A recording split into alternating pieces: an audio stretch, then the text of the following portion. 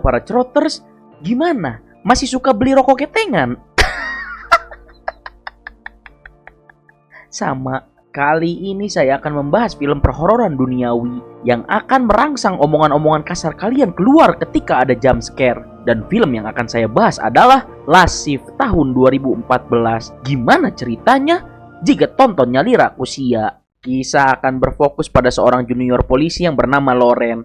Ini orangnya. Dia akan bertemu dengan seorang sersan bernama Cohen. Yang usut punya usut, dia akan ditugaskan menjaga kantor polisi yang sebentar lagi akan tutup diakibatkan ingin pindah. Dan Loren adalah polisi junior beruntung yang akan menjaga kantor ini di malam terakhir sebelum kantor ini dipindahkan. You are the lucky rookie to work the very last shift. Opa Cohen juga mengatakan bahwa semua saluran 911 sudah dipindahkan ke kantor baru dan hanya saluran telepon biasa saja yang ada di kantor ini. Maka kita dapat simpulkan Loren tidak akan menerima telepon darurat dari rakyat sipil. Opa Cohen juga menunjukkan ruangan yang terdapat barang-barang bukti dari kasus sebelumnya yang akan diambil oleh tim pembersih yang akan datang di kisaran jam 10 hingga jam 4 subuh. Sehingga Loren diharapkan harus tetap di sana sebelum tim pembersih datang. Any questions? No, sir. Di saat sudah berjaga sendirian, Loren pun mulai mendapat gangguan-gangguan goib, yang dimana dia dikagetkan dengan lampu yang berkedip-kedip sendiri, entah ada yang iseng atau memang kabel-kabel yang sudah usang. Namun yang mengejutkan adalah, Loren mendapat panggilan 911 yang seharusnya sudah dialihkan dari seorang wanita yang menangis. Namun ketika ditanya siapa namanya dan apa yang terjadi, tiba-tiba telepon itu terputus sebelum sang wanita menjawab. Hello? Merasa ada yang darurat, Loren pun melaporkan telepon itu ke kantor pusat. Yang kantor pusat itu sendiri sempat merasa heran dengan panggilan 911 yang seharusnya sudah dialihkan. Namun sebagai petugas yang baik, kantor pusat tetap menyelidiki jikalau panggilan itu benar darurat. Alright, thank you. Loncat pada pukul 10, Loren yang bosan memutuskan untuk keluar sekaligus mengecek apakah tim pembersih sudah datang apa belum. Namun yang Loren dapatkan malah ada seorang homeless yang sedang pipis tepat di dalam kantornya. Hello? Shut up! Jesus Christ. Setelah selesai mengusirnya, Loren pun kembali mengecek semua ruangan. Dan dia menemukan ruangan yang berisikan loker-loker polisi. Dan di saat itulah, Loren melihat foto mendiang ayahnya. Namun seketika itu pula, tiba-tiba semua loker terbuka. Tak lama dari kejadian itu, telepon kembali berbunyi. Yang ternyata berasal dari wanita yang tadi menelepon. Dan rupanya wanita itu bernama Monica. Namun kembali telepon itu terputus tanpa kejelasan yang pasti. Namun yang lebih menegangkan adalah ketika Loren mendengar suara-suara dari ruangan lain. Yang ketika diperiksa sudah ada beberapa barang yang berserakan dilanjutkan dengan bunyi alarm. Tanda ada penyusup disusul dengan mati lampu. Yang ketika diperiksa itu adalah homeless yang sempat papang di kantor Loren. Loren pun harus mengambil tindakan tegas dengan memborgol homeless itu. Dan karena berusaha melawan, akhirnya Loren terpaksa menyetrumnya dengan stun gun yang membuat sang homeless bergetar hingga ke kanyutnya. Namun tiba-tiba, You're interfering with the duties of an officer. Hello? karena dikagetkan seperti itu, akhirnya senter Loren pun jatuh. Namun tiba-tiba ada yang mengambil senternya. Sempat berpikir itu adalah homeless yang iseng. Namun ketika dilihat, sang homeless masih saja pingsan. Dan tiba-tiba, setelah mengalami hal-hal goib, Loren pun memilih untuk mengunci pintu masuk agar mencegah ada orang asing kembali masuk. Yang setelah saya pikir-pikir, kenapa Loren malah mengunci tiap pintu masuk? Padahal itu malah akan menghambat dia untuk segera keluar dari gedung mistis ini jikalau istilah kata sampai terjadi hal-hal serupa. Di saat ingin mengunci pintu belakang, Loren bertemu dengan seorang wanita yang menjajakan dirinya, yang sedang beristirahat sambil udut karena sudah beronde-ronde bermain. Disitulah sang wanita bercerita tentang kasus yang melibatkan sekelompok keluarga penyembah iblis yang disebut Paimons. Keluarga ini sering melakukan ritual untuk membangkitkan Raja Iblis, yang dimana dalam ritual itu membutuhkan tumbal. Dan aksi ini tercium oleh dua petugas kepolisian yang berhasil menangkapnya, yakni mendiang ayah Loren dan satu rekannya. Namun yang mengejutkan adalah ketika dibawa ke sebuah ruangan, keluarga Paimons membunuh dua orang petugas itu tanpa terkecuali. Lalu mereka semua bunuh diri dengan cara menggantung dirinya dengan menutup kepalanya. Namun yang aneh adalah setelah Setelah itu jasad mereka bertiga menghilang begitu saja. Don't worry, I'm taking my butt with me.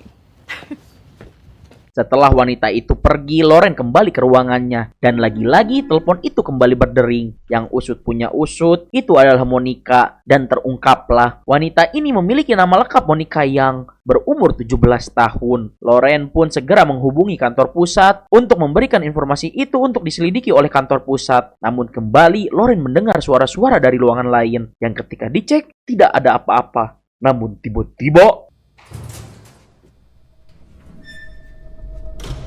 Loren pun berusaha berpikir logis dengan menyangka itu adalah kerjaan dari para seniornya untuk menakut-nakuti Loren sebagai bentuk ospek. Dan tak lama dari itu, datanglah seorang polisi senior bernama Price. Price mengaku dia adalah teman baik dari mendiang ayahnya dan bercerita dia bersama sang ayah menangani kasus Paimons. Loh.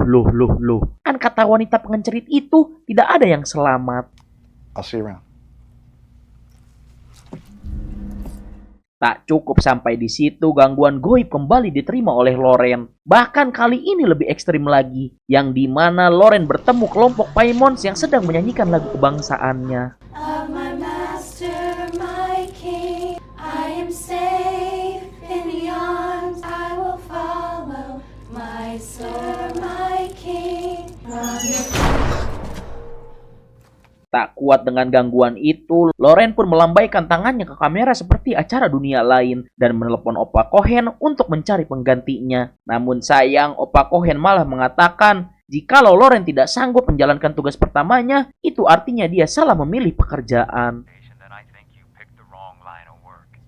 Tak mau hanya pelangap-longo, Loren pun menelepon petugas kebersihan dan mengatakan akan menunggu mereka di luar. Sehingga Loren tak perlu diam di dalam gedung mistis ini. Cerdas.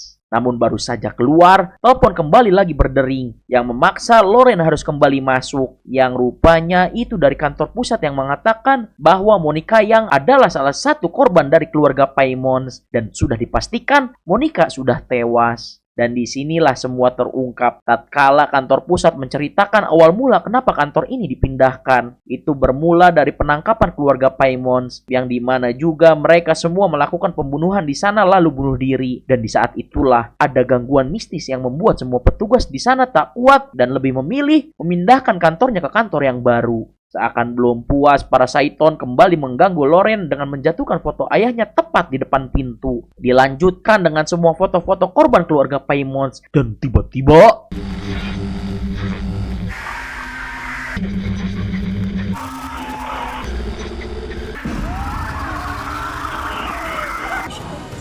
I'll destroy your home. One my and the forgiveness is what they need.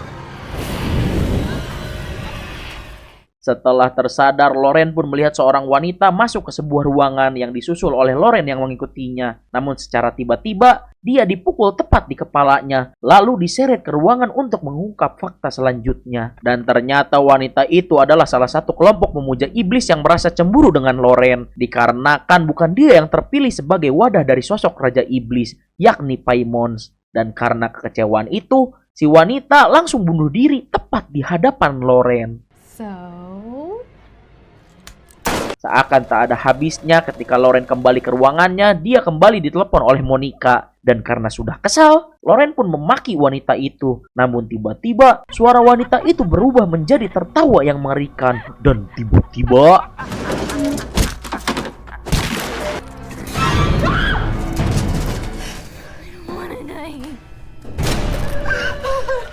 tak kuat dengan semua hal gila yang dialami, Loren pun memutuskan untuk pergi dari kantor ini. Namun ketika ingin keluar, pintu sudah terkunci rapat. Dan walaupun sudah ditembak, pintu itu kembali pulih dengan tidak masuk akal. Saat itulah Loren melihat sang homeless yang berdiri membelakanginya. Namun ketika ingin ditangkap, tiba-tiba disusul dengan lampu yang tiba-tiba mati. Dan betapa terkejutnya Loren ketika melihat sang homeless sudah tewas gantung diri. Dan terlihat tulisan-tulisan dari darah di dinding yang berasal dari pemuja Saiton itu. Karena tidak memiliki pilihan lain selain melawan, akhirnya Loren pun memberanikan dirinya dan mempersenjatai dirinya dengan pistol. Dan berniat membabat habis semua yang berusaha mengganggunya.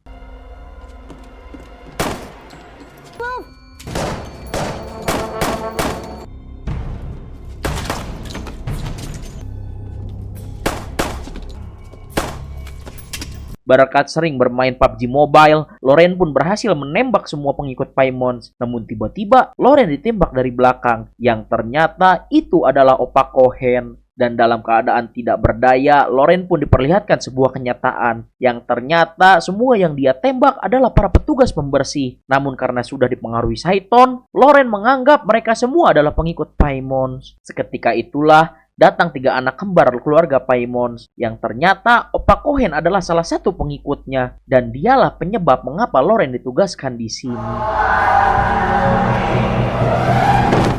Tamat. Ending yang sangat mempaimonskan. Jelas kita di sini memerlukan sang pesulap merah untuk membongkar semua kejadian mistis ini secara sains atau ilmu pengetahuan. Namun karena ini semua hanya film, jelas kita tidak memerlukannya.